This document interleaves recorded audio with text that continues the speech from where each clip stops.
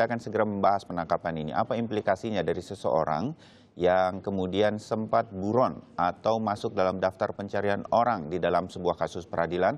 Pagi hari ini sudah hadir Kabid Humas Polda Metro Jaya, Bapak Kombes Argo Yono. Pak, ketemu lagi kita secara langsung setelah sibuk dengan pilkada dan lain-lain, sempat hanya bertelepon saja, akhirnya ketemu langsung lagi. Senang berjumpa dengan Pak Argo. Dan juga ini juga salah satu sahabat baik Sapa Indonesia, pakar hukum pidana Asep Iriawan, yang biasanya hari Selasa bersama Timothy, tapi kali ini sama Breaking News untuk sidang penodaan agama, kali ini bersama Sapa Indonesia untuk kasus ini. Nanti kita akan ngobrol soal ini. Penangkapan sendiri, ini apresiasi untuk kepolisian karena cepat, Pak Argo Yuwono. Bisa sedikit apa yang kemudian dilakukan penelusuran polisi ini berdasarkan penelusuran polisi atau kemudian ada juga bantuan laporan dari masyarakat tepatnya? Ya. Jadi begini Mas Bayu ya, jadi tanggal 26 April itu kita mendapatkan surat dari KPK ya, berkaitan dengan daftar pencarian orang dengan tersangka Ibu Miriam itu. Ya. Jadi setelah kepolisian mendapatkan surat dari KPK ini langsung membentuk tim khusus. Ya. Kita membentuk tim yang diketuai oleh Kapolres Depok di situ, ya, Kombes Heri. Heriawan. Ya. Dan mulai dari hari pertama, kedua, ketiga, dan keempat lah, gitu. Ini 4 hari. Jadi dari hari pertama itu tim inilah berjalan, bekerja di situ ya, bekerja mencari informasi. Tentunya informasi inilah yang akan menjadi bagian penting ya untuk keberadaan daripada tersangka ini. Saya boleh tanya nggak Pak, itu kalau informasi begitu itu cara carinya gimana? Itu bagian dari penyelidikan kepolisian ya. Ya, sampai bagian dari kemudian kami bekerja di media juga, kemudian sempat diketahui berada di Bandung atau apa dan segala macam. Harian Kompas menulisnya cukup rinci hari ini di halaman 2. Ya. Nah, itu memang benar begitu adanya? Ya, tentunya kita kan namanya seseorang itu tidak mungkin berdiri sendiri. Ada temannya, ada saudaranya, ada tetangganya, kan di situ.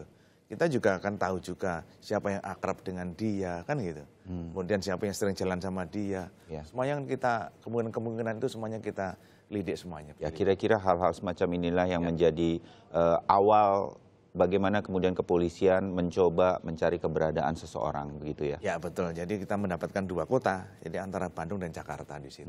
Ya, tim ini kan tidak cuma 1-2 orang saja. Ya. Terus kita bergerak ya. Karena dengan adanya surat dari DPO dari KPK itu.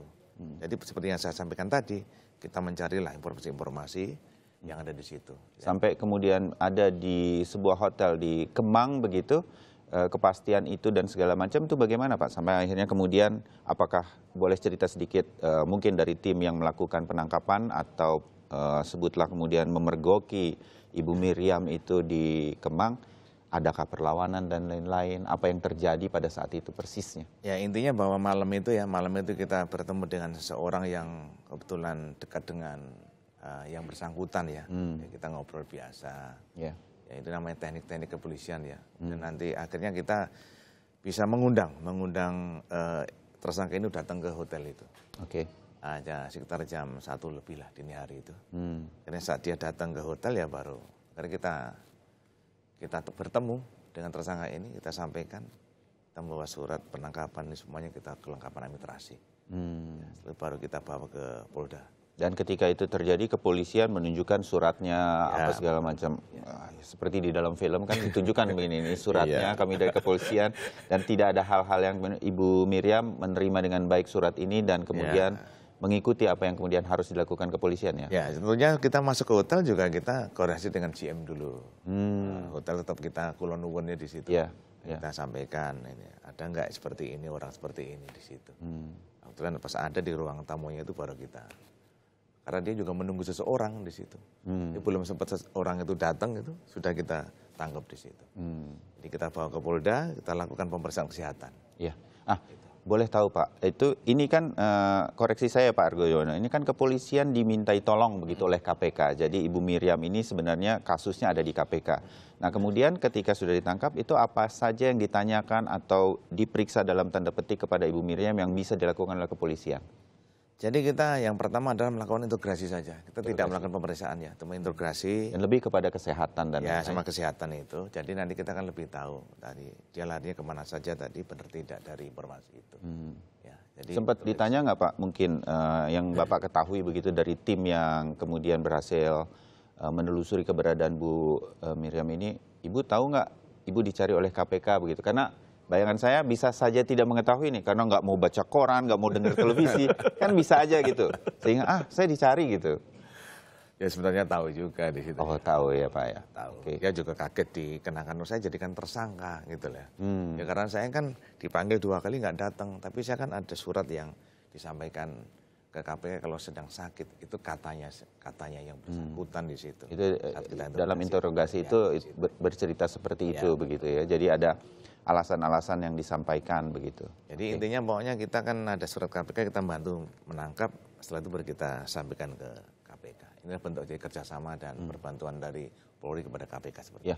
Kapan jadi sudah diserahkan ke KPK-nya, segera begitu berkoordinasi dengan KPK, KPK langsung menerima itu ya? Ya kemarin sore kami kirim sendiri, saya sendiri yang mimpin ke sana, ke KPK. Kami bertemu dengan Direktur Penyidikan Pak Aris Bulo ya, Brigjen Aris Bulo, sama juru bicara KPK. Febri Diansyah ya. Kemudian kita melakukan pemeriksaan berita acara serah terima. Kami didampingi sama Wadir Krim dengan stafnya juga yang melakukan penangkapan itu. Ya, dan kemarin sore lah jam-jam 4:30 nggak salah kita melakukan konferensi pers juga di KPK. Oke, baik. Jadi nanti kita cerita lagi Pak soal ada beberapa hal yang mungkin saya terlewat, nanti Kang Asep Iriawan juga akan mungkin bertanya. Saya Kang Asep dulu ini, ada satu hal yang kemudian kita agak bolak-balik nih. Pasalnya terhadap Ibu Miriam yang kemudian sempat DPO atau buron dari KPK ini, itu persisnya apa? Karena Kang Asep ini sebelum siaran sempat bilang ini bukan keterangan palsu seperti yang kemudian sering didengar oleh masyarakat mungkin termasuk melalui media Kompas TV. Tapi sebelum saya jawab itu, saya berikan saya apresiasi kepada kepolisian. Kemesraan penegak hukum polisi sama KPK, saya pikir mudah-mudahan tidak sampai selanjutnya ya Pak Polisi. Amin. Nah, sebagai masyarakat penggiat anti korupsi, saya kira saya senang melihat polisi sama KPK bermesraan gitu kan. Mudah-mudahan selanjutnya saling sinergi supaya penyidik juga dari polisi kan. Nah kedua ini Mas Bayu yang perlu di-clearkan. Karena perhatikan beberapa media selalu memberikan keterangan palsu. Ini ada 2 terminologi, ada keterangan palsu, ya, memberi keterangan palsu dan memberi keterangan tidak benar.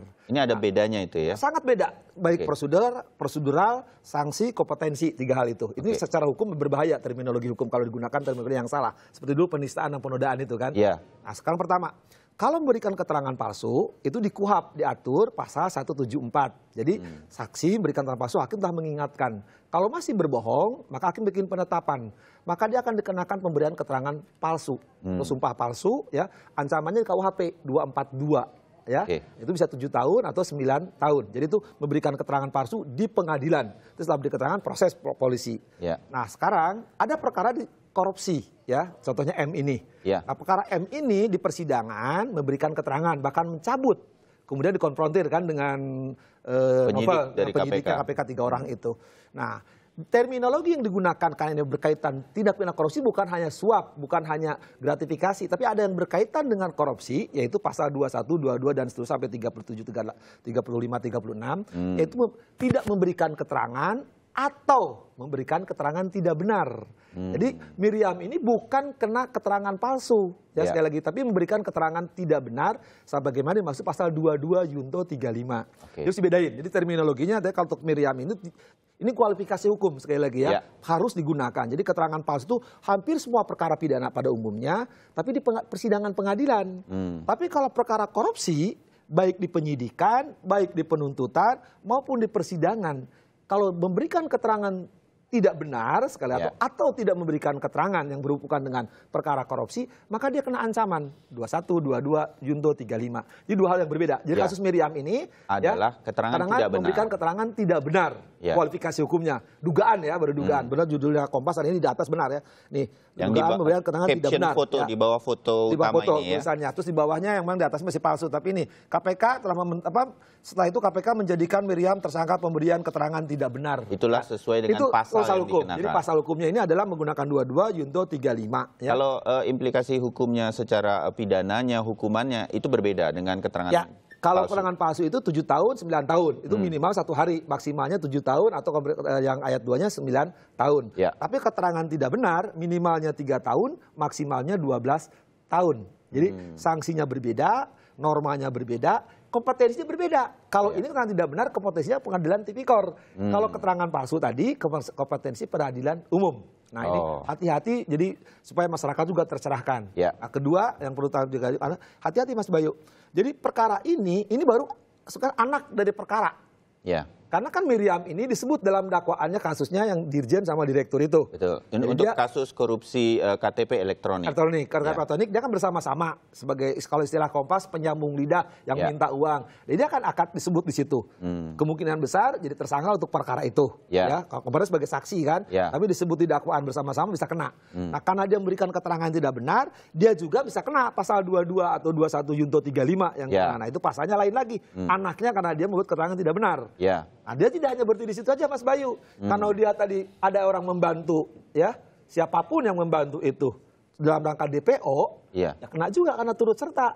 Dan untuk DPO-nya sendiri masuk di dalam daftar DPO, artinya tidak mau memberikan bantuan secara hukum, tidak dipanggil mangkir dan lain-lain, itu pun ada sebelumnya ada sanksi. Saksinya gini Mas, jadi saksi itu wajib. KUHP juga berbeda. 159 ayat 2 itu mengatakan jadi saksi itu wajib siapapun. Kalau nggak datang kena pidana juga pasangannya.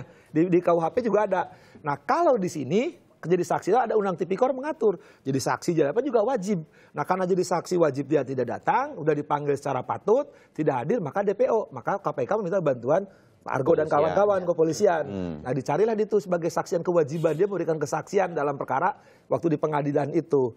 Nah karena sekarang dia memberikan keterangan tidak benar, jadi ancamlah pidananya itu. Karena DPO tadi tidak wajib hadir itu. Jadi bisa berlapis-lapis sanksi hukumnya berkaitan dengan kasus yang menimpa seseorang begitu ya. Makanya kan di hukum tuh memberi keterangan, bahasa gampangnya kan akomodatif ya dengan ini, atau kemudian dengan pihak kepolisian, dengan kejaksaan, dengan kepolisian di pengadilan nggak berbelit-belit, itu hal yang meringankan. Tak kalah dia berbelit-belit memberikan keterangan tidak benar, ada sanksi hukum dampaknya gitu semakin banyak. Jadi pasal-pasalnya akan beranak pinak, apalagi di perkara korupsi.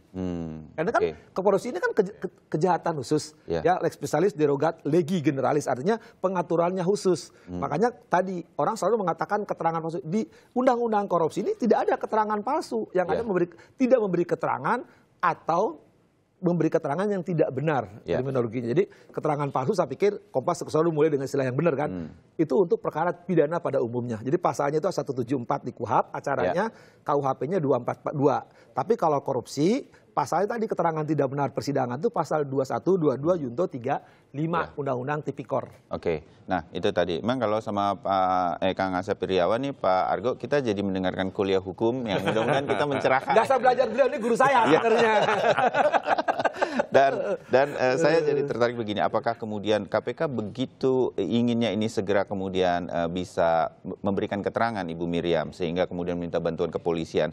Apakah kemudian sekarang kalau Ibu Miriam sudah ada dan akan memberikan keterangan, bagaimana nanti Kang Asep ini dampak-dampaknya untuk kasus ini, termasuk juga untuk kasus korupsi di Pengadilan Tipikor, kasus KTP elektronik. Dan Pak Argo nanti juga akan menjelaskan orang-orang yang selama ini membantu seseorang yang mangkir dari hukum, ini ada dampak-dampaknya juga. Nah kita akan membahas ini setelah jeda. Tetap bersama kami di Sapa Indonesia.